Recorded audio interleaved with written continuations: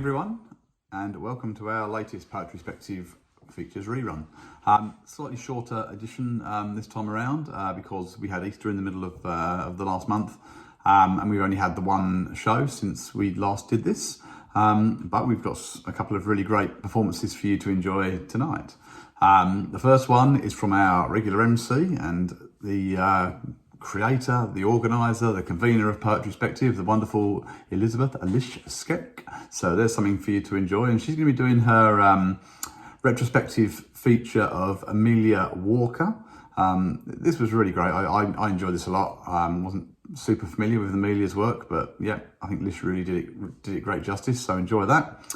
And then after that, we have the crazy antics of Lulu, Lala, ably assisted by Eddie Berger in their wonderful puppet show. I won't say too much, don't want to spoil the surprise, but there's some crazy stuff. So sit back and enjoy. Okay, I wasn't actually planning on reading anything of my own today, but I think I will because this one's just so relevant. You may have heard it before. This one's called A Melbourne Autumn Day. She's just in hiding at the moment. I'll introduce her in a moment. Okay, A Melbourne Autumn Day. Dark autumn morning, so nice and snug to hug. Even Archie jumped up to make a pile, one dog on a 2 or 3 dog night. Should have gone the thicker sooner. Turned on the lamp, bedside, retinas fried, dragged ourselves out of bed and into the shower, feet freezing on the cold tiles at this godforsaken hour. Outside the sunrise is dirty mojito, grainy photo, early morning dog walk, keen bloke kayak fishing. The only thing biting is the wind. Migratory shorebirds departing, starting their long flight north to Siberia. Altona Esplanade, blissfully free from lycra-clad warriors, the grey hair and big up peloton, gone. Peace at last from annoying shouted conversations. 10 grand bike gathering dust in the shed, with a bag of cricket gear untouched for years. An extra hour in bed, long-suffering wife feigns appreciation, but secretly misses her lost hour of blissful heaven. His ride these days a shiny new Mustang, midlife crisis, penis extension. He laughs along. Truth is, you can afford the beast, at least. Now the kids have gone away. 4 seasons in one day, they say, but right now, in summary, it's wintry. The waters of the bay just the other day, so inviting. But now my body screams, fuck that. And prefer a chat and cappuccino. And so to salt and pepper we go. Footy's back, 5 weeks in, Bulldogs win again. Go Dogs. How's your tips? Shit house, mate. But don't panic, life's manic, like this poem in a good way. No rest for the wicked, cricket finished. Sheffield Shield won a game by the Vics. Well, Queensland anyway. Crowd of 6 old men and 2 shivering dogs. I can't complain. Last winter spent in the States. -20, polar vortex fast. Slipped on my arse in a hotel car park in the dark at 5 a.m. and spilled shit coffee. Brown skid mark stain in virgin white snow. So I had a hissy fit that no one saw. Nice. Ice crystals forming in my nose and frozen fingers, toes. Maybe I'm just getting old. Your shorts and thongs make me feel cold. And so we get to Sunday night. Another pile of Archie, Alex, me, a glass of red, a roaring fire. Far better than TV.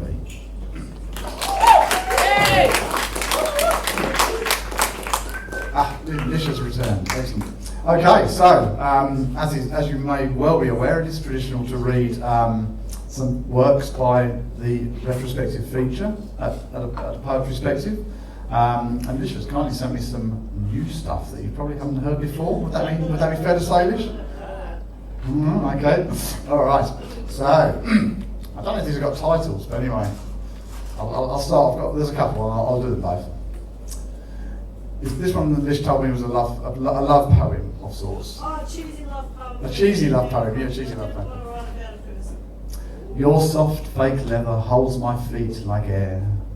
Oh, my pixie vegan shoes, the way your sweet heels tap the floorboards gives me a thrill. I love to brush your lint away, slide my feet into you each day. Let us dance together with the spirit of our homelands, didgeridoo and guitars under a shoreline of stars. Moon as companion, heart on my feet.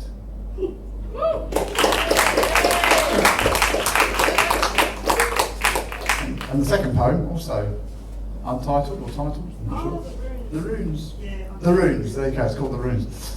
I cast runes, bark of river, the roof of water, frozen and still. Hearth and home at journey's end, my ancestry in all forms. A chariot for the journey, so long as the wheels are still turning, do not ask how far you must travel.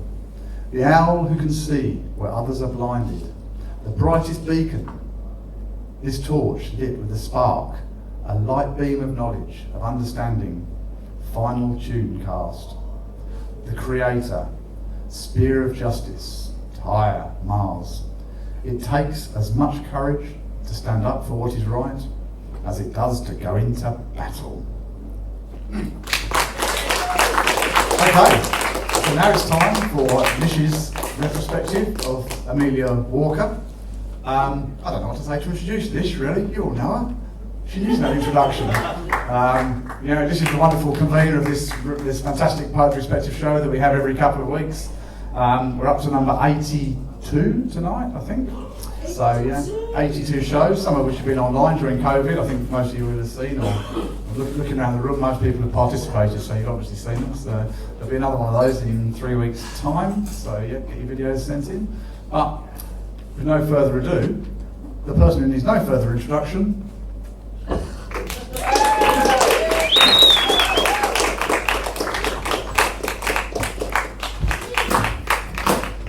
According to my calculations, we have had 166 features. Woo!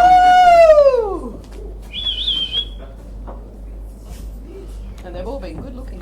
But now, time for some of the poetry of Amelia Walker. And I'm a great admirer of Amelia, as I call her Milsey.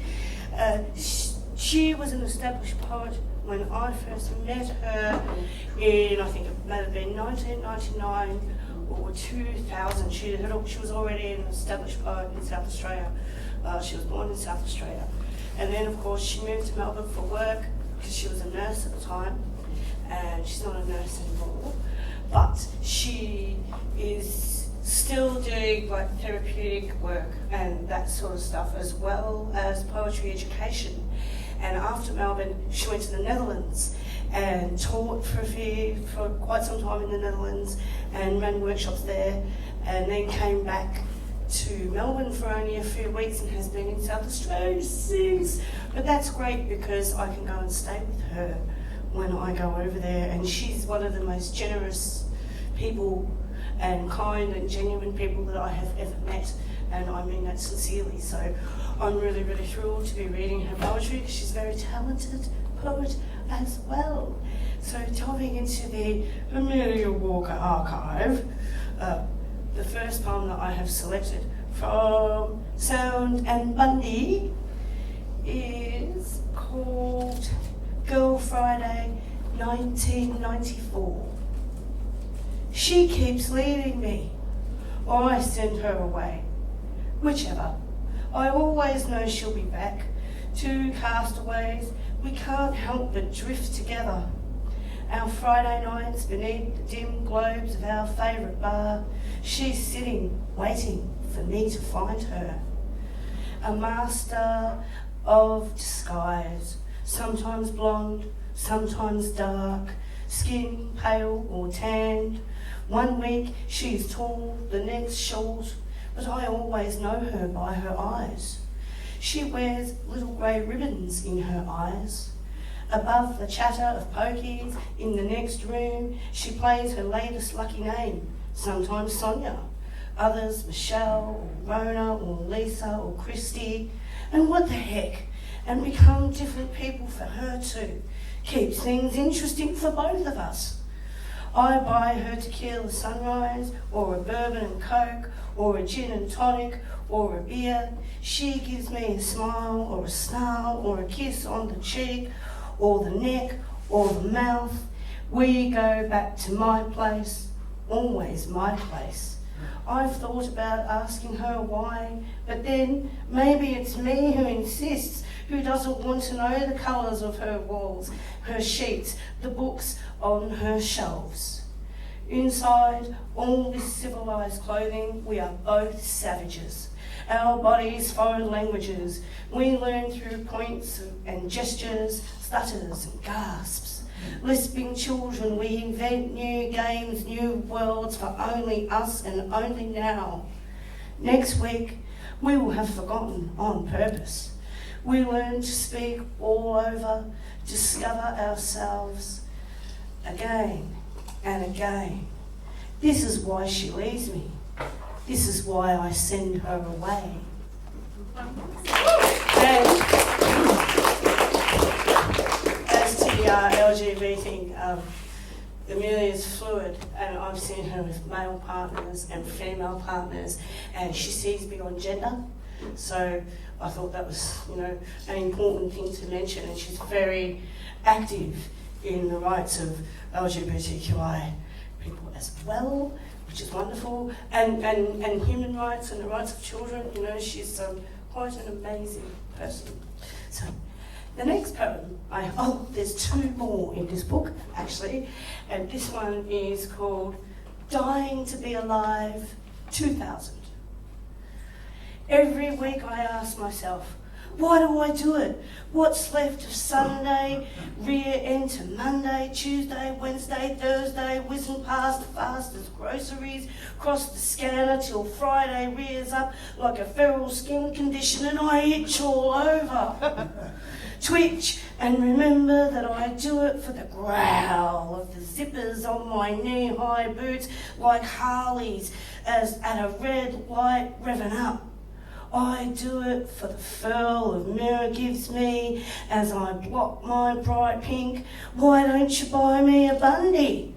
I do it to remember who I am when I've forgotten my name, age, address, star sign. But honey, for you, I can be anything.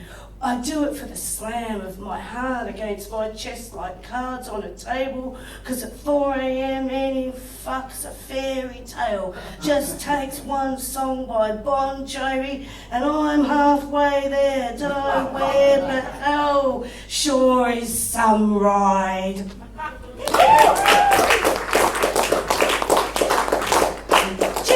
Turn page for the next Amelia Walker piece.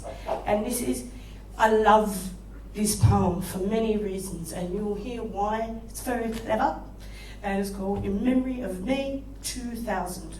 Oh.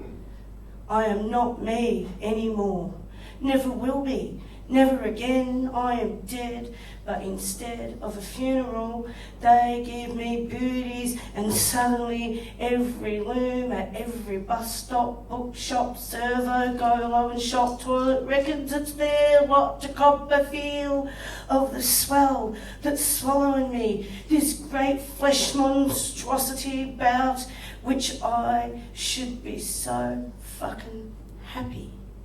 No ciggies, no booze, can't even mourn right. I'm in limbo, floating about without lungs, lips, a voice, no shout. No, I am not fucking happy. It's plain to see. Just look at me. But nobody can. I'm invisible except for the lump, and even that is not my lump. There's a stranger in there, 2 strangers. One a child, the other a mother. The unknown me I'll have to be when this chrysalis cracks, when I give birth to myself. And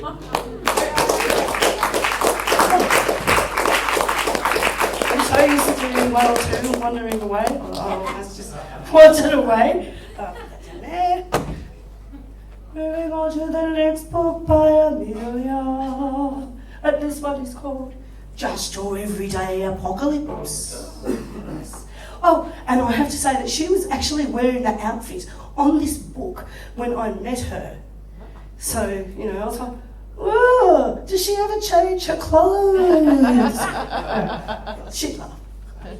And now, the first piece I've picked in here, this was very tricky for me because she's got so many good poems to choose from that I may have gotten a little overzealous sort of by selecting, and we'll have to cut back. This one is called Beautiful.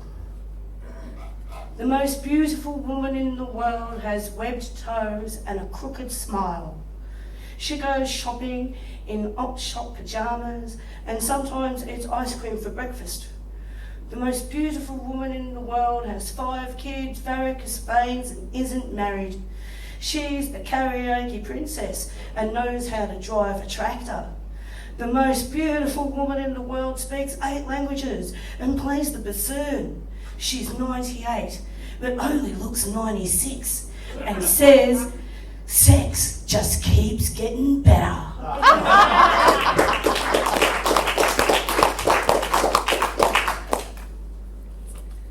And this piece is called Genius Unknown. How did it happen? I don't remember feeling pain, but the evidence is vibrant. Great blue-black butterfly spread across my skin, crushed capillaries, dried blood, trapped insect under glass. Today, I packed boxes, the last boxes for the last things I'll collect from the house. You and I no longer share. It could have happened that way. I could have done it that way. I don't remember feeling pain. When I was a child, I used to cry for butterflies, for their impossible beauty, their quiet deaths. My mother said they had to fall in love quickly, lay eggs and die. I thought falling in love was what killed them. Now I know falling in love is a different kind of death. I know blood dries, bruises heal. Within weeks, my blue-back butterfly will be ordinary skin. But for now, I press into this soft, dark grievance, savour her quiet ache. Ooh.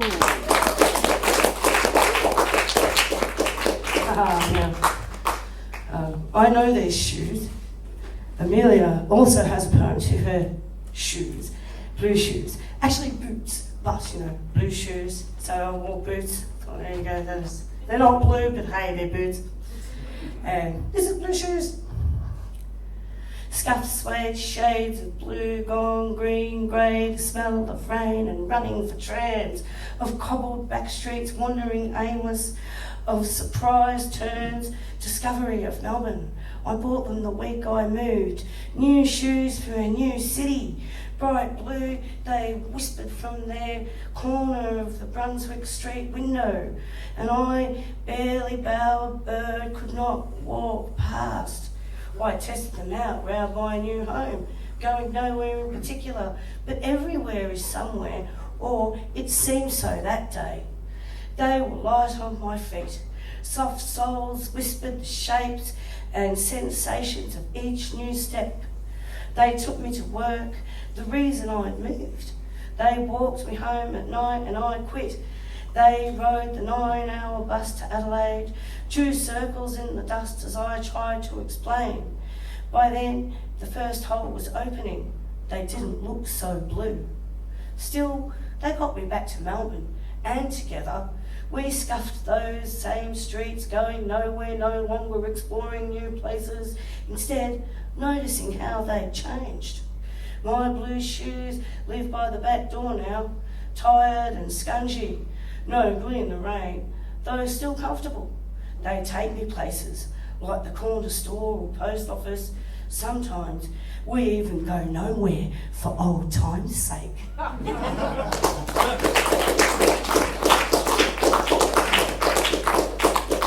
Another thing that I really love about Amelia too is that she writes about different stories and different people, as well as herself, and different experiences, and she will try to visualise something from another person's perspective. She has great empathy as a writer, and she's very generous.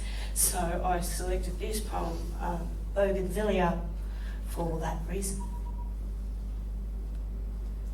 Purple flowers winked at her, subversive flashes of colour in the midst of a morning made grey, and grey and grey. She stared at her feet, just managing to place one before the other. Frightened, even flowers could read her mind. her too loud, ugly, broken mind. She had developed a stutter, and so did not speak to her father, who led her across the road, as if she were a child again, unable to speak, to think, to live. She had told her partner she did not want to see him, a half-truth. She did not want him to see her. As she shuffled towards the hospital doors, a cool breeze surprised the air, and bougainvillea brushed her cheeks. Perhaps an accident, perhaps a kind of kiss.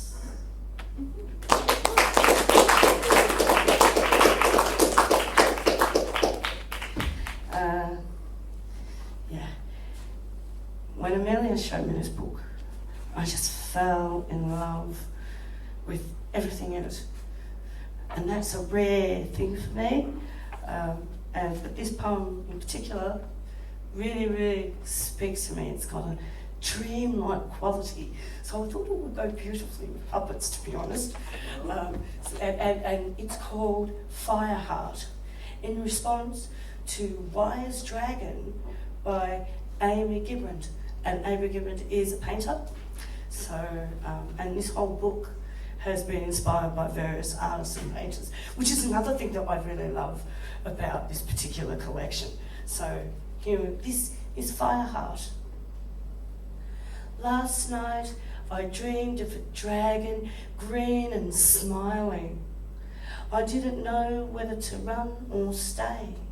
Its gift of fire was heart-shaped, beating. Its body curled like the caterpillars on your garden spinach, and underside so gold, so soft. I knew then I could slay that dragon, wings and all, and I knew that was not my desire. In the morning, brewing coffee, you told me a dragon is passion, and mine sometimes carries me away. You said a metal dragon means an unyielding character, water, quiet confidence, wood, an analytical mind. Fire, you said, is competition, maybe leadership. Had I been the dragon, breathing fire, it would have signified anger, my anger, and lust for things my own way. But you could not tell me what it means when the dragon is smiling and green and offers its fire in the form of a heart, perhaps its heart in the form of fire.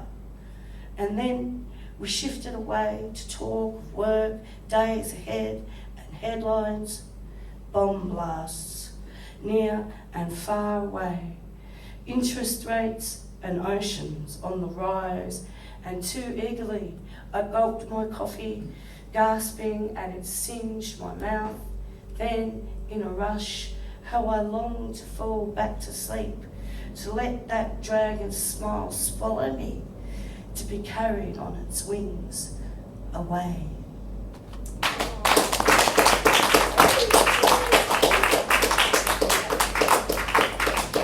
Amelia asked me to mention that she actually has a piece coming up in the next Unusual Work magazine, and it's an essay about punk and spoken word in the Adelaide scene. So I think you should all check that out. Check out Unusual Works too. Unusual Works is absolutely brilliant. And I just remembered that I skipped something. Oh yes, I did. I did. Oh, the horror. Oh, yes, you ring that bell, young man. Ring the bell. And I'm pretty sure it was here. You gotta remember to grab the bell next time.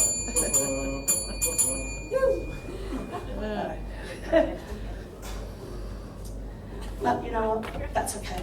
I can just say that it was a poem about solidarity with women who choose to veil themselves. So, what you should actually do is get Just Your Everyday Apocalypse. I know that that book is still available at several bookstores. And Dream Day, and yes, I'm just slinging them now, and Sound and Bundy, because they're so damn fine.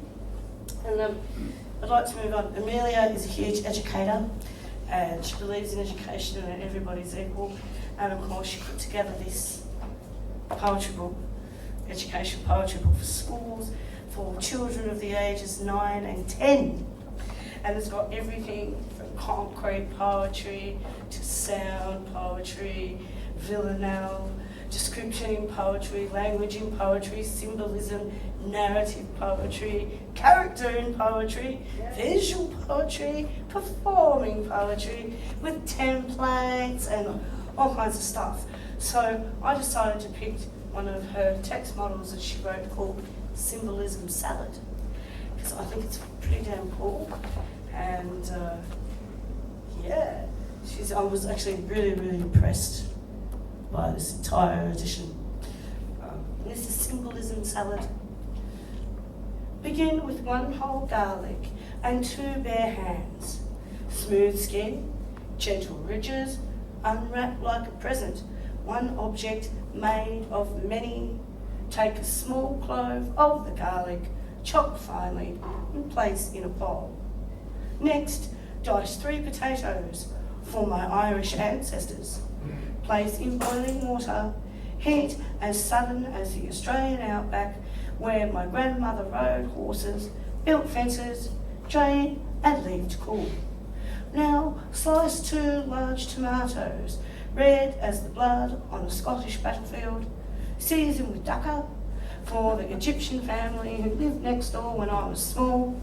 Also add a cup of chopped bok choy for the Chinese meal we ate the night my UK-born dad was naturalised.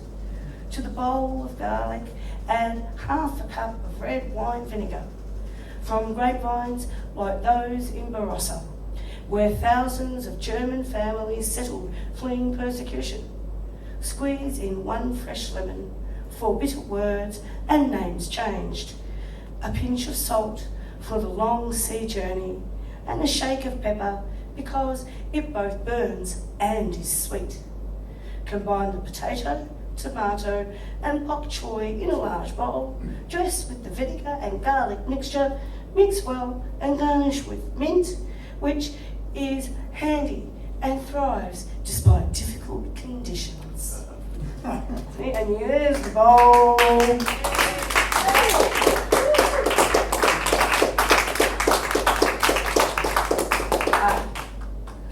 Next to it, actually, because I really like this, is the colour red, and this is the last one that I will do. But we have a browsing table over there, so I shall put Amelia's books on the browsing table. Yes, ring the bell, go ahead. I shall put the books on the browsing table for you to explore during the break. And this is called Seeing Red. Another example for 9 and 10-year-olds. Jill sees red. She sees much more red. She sees love. She sees fury. She sees danger. Jill's friend Baruti sees red and sees death.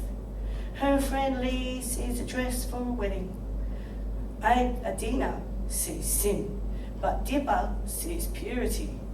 Kumanje sees the red earth of his country. Stoplights are red, but so are lots of race cars. The shade that I call red, you might call pink or brown or orange. Maybe my red is your white. Whether crimson, cherry, scarlet or maroon, only one thing is certain, as far as I can see, red is much more than one colour. Yeah. Check out Amelia Walker and go to, unusual work watch. Yeah, she's and thank you.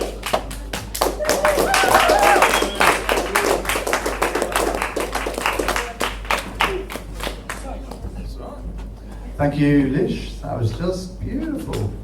It was. I kept having to remind myself they weren't your poems the way you were reading them. So it was like you owned them, like you'd written them. It was really, really good. Good evening, once again, folks, and welcome back to the second half. Is that right, mate? Sounds a bit echoey. Okay. The second half of Poetryspective. As you can see, our intrepid puppeteers are here, ready to rock and roll. Yes. I do have a bio to read. Oh no.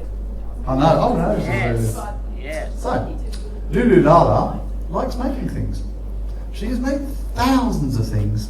Highlights include shadow puppets for the Melbourne International Puppet Festival, six-headed creature costume which appeared at Long Play Bar and Sloth Bar, 100 dead hands which tumbled out of a suitcase in a Melbourne Theatre Company production, behanding in Spokane, a troupe of well-padded bum ladies who have cavorted at the Lancefield Megafauna Festival, the Australian Tennis Open and the Melbourne Comedy Festival, giant 8-foot surfer girl puppet who surfed down Elizabeth Street as part of the Melbourne Federation Parade, a giant orange morphing beast that ate scientists at the Melbourne Laneway Festival, and 7 pretty ugly masks in an exhibition at Black Cat Gallery Collingwood, opening 21st of April 2021. In case you haven't noticed, that's tomorrow.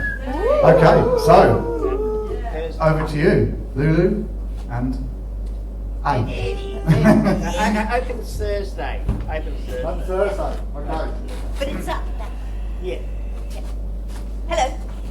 Hello. We have two, I suppose I should do this thing. We have two shows today. We've got first one, which is Wondrous Thing, and that one is a short one. And then we have about a couple of minutes to reset. So it's not quite a break, it's just a reset. And then we have the second one. And I was very surprised when I was asked to feature because it's Poetryspective and I'm not a poet. And so I've written 2 poems. So one's in the second play, and this one I'm reading before this one. So, yep, here we go. It's about the show you're about to see. So, okay. Then I looked longingly on that wondrous thing. I planted, I sycophanted, I idolized, I surely was mesmerized. If that thing and I became one, like a synchronistic tandem hum, it would bestow on me such magic, such magnetism, such magazine magnifico, and no.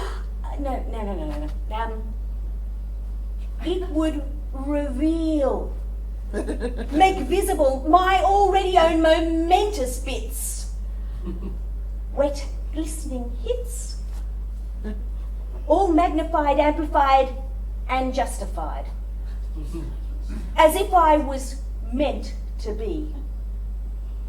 I'd be shown, swell grown, and I'd be known as a wondrous thing. That would be good. I'll just ask if I can have that wondrous hat.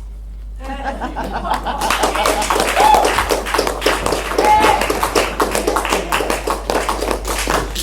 just take a moment before we start the music because I just have to get my things ready.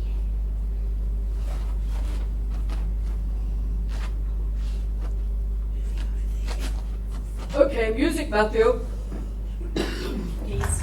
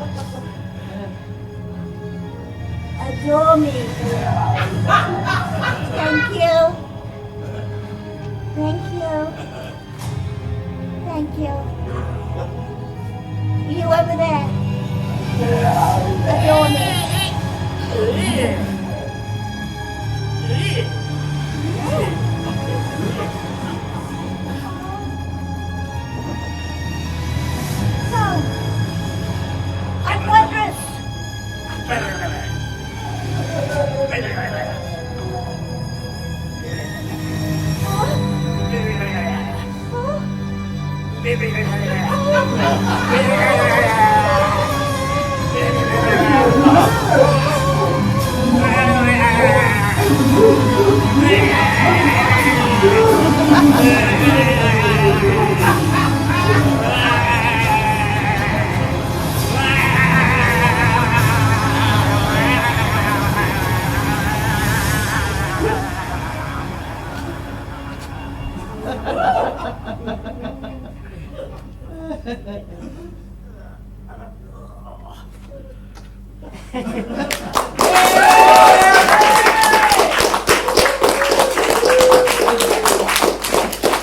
now we have to call that rest of the puppet back to the next one.